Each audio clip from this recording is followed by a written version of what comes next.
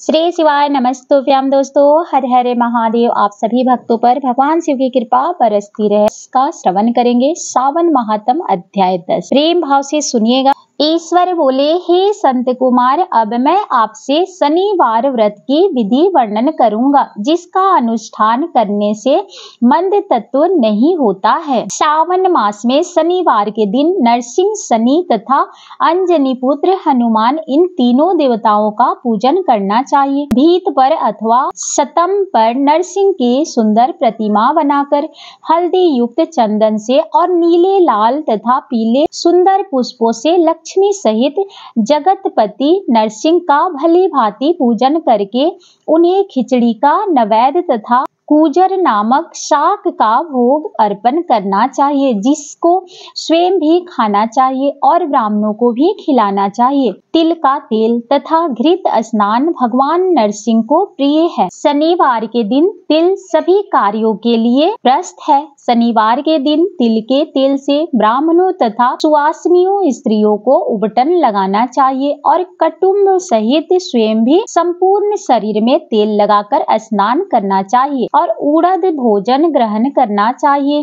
इससे भगवान नरसिंह प्रसन्न हो जाते हैं। इस प्रकार सावन मास में चारों शनिवार में इस व्रत को करना चाहिए, जिससे घर में लक्ष्मी पूर्ण रूप से स्थित रहती है, धन धान्य की समृद्धि होती है, पुत्रहीन व्यक्ति पुत्र वाला हो जाता है और इस लोक में सुख भोग कर अंत में वैकुंठ प्राप्त करता है। नरसिंह की कृपा से मनुष्य की दिशाओं में व्याप्त रहने वाली उत्तम कीर्ति होती है।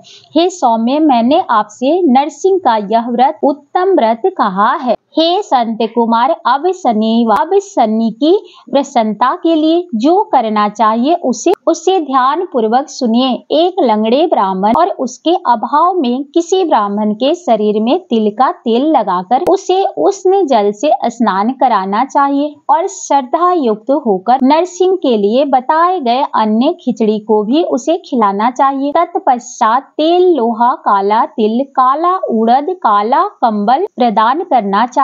इसके बाद व्रती यह कहे कि मैं यह सब शनि की प्रसन्नता के लिए किया है, शनि देव मुझ पर प्रसन्न हो। तदंतर तिल के तेल से शनि का अभिषेक कराना चाहिए। उनके पूजन में तिल तथा उड़द के अक्षत प्रशस्त माने गए हैं। मुने, अब मैं शनि का ध्यान बताऊंगा, आप सावधान होकर सुनिएगा। शनिश्चर कृष्ण वर्ण वाले हैं, मंद गति वाले हैं, काश्यप गोत्र वाले, सौराष्ट्र देश में उत्पन्न हुए हैं, सूर्य के पुत्र हैं, वर प्रदान करने वाले हैं, दंड के समान आकार वाले मंडल में स्थित हैं, इंद्र नीलमणि तुल्य कांति वाले हैं, हाथों में धनुष बाण त्रिशूल धारण किए हुए हैं, गीध पर आरूढ़ हैं, यम इनके अधिदेवता हैं, ब्रह्मा इनके अत्यधि देवता हैं। ये कस्तूरी, अगुर का गंध तथा गूगल का धूप ग्रहण करते हैं। इन्हें खिचड़ी अति प्रिय है।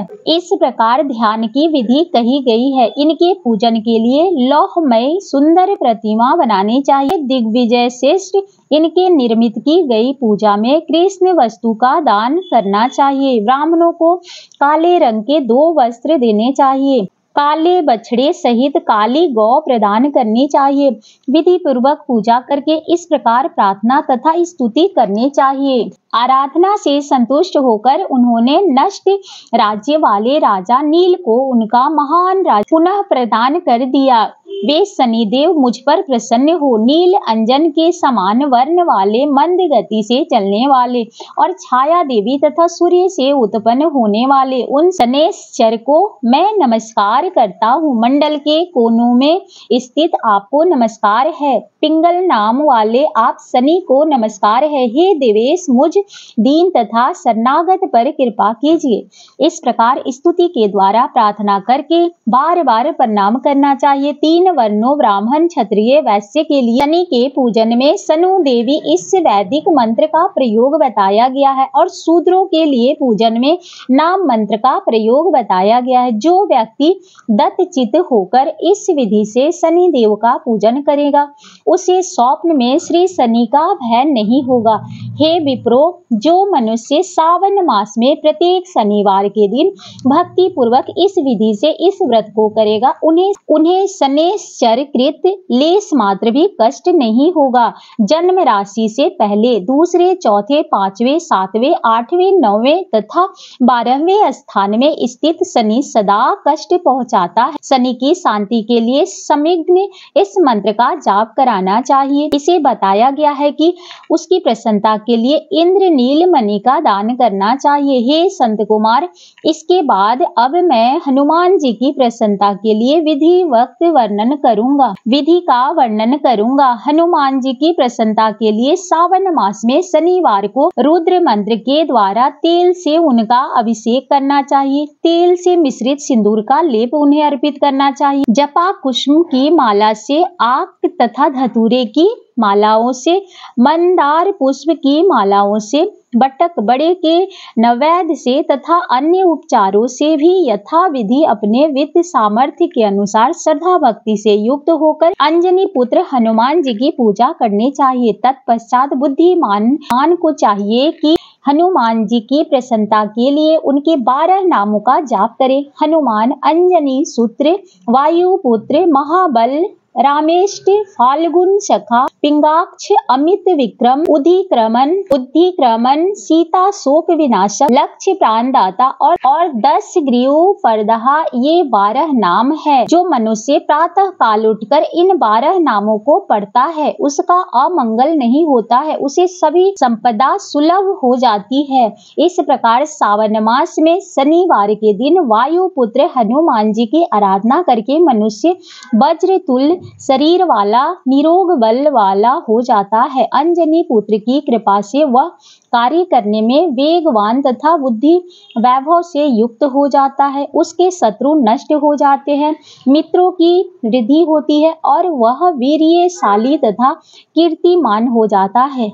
यदि साधक हनुमान जी के मंदिर में हनुमंत कवच का पाठ करे तथा वह अनीमा आदि 8 सिद्धियों का स्वामित्व प्राप्त कर लेता है। यक्ष, राक्षस तथा वेदांत उसे देखते ही कपित तथा भयभीत होकर वेग पूर्वक 10 दिशाओं में भाग जाते हैं। हे सतम, शनिवार के दिन पीपल के वृक्ष का आलिंगन तथा पूजन करना चाहिए। शनिवार को छोड़कर अन्य किसी दिन पीपल वृक्ष का स्पर्श नहीं करना चाहिए। शनिवार के दिन उसका आलिंगन सभी संपदाओं की प्राप्ति करने वाला होता है। प्रत्येक मास में 7 वारों में पीपल का पूजन फलदायी है, किंतु सावन मास में यह पूजन अधिक फलदायी माना जाता है। इस प्रकार से स्कंद पुराण के अंतर्गत सावन महात्म अध्याय 10 संपूर्ण हुआ। भगवान भोलेनाथ की जय। हरे हरे महादेव की जय। अगर आप कथा अंत तक सुनते हैं तो आप सभी पर भगवान शिव की कृपा बनी रहे। उम्मीद करते हैं कि आपको कथा पसंद आती है। जो भी कथा को पूरा सुनते हैं उनके ऊपर भगवान शिव की कृपा बनी रहती है। तो मिलते हैं अगले अध्याय के साथ, तब तक के लिए नमस्कार।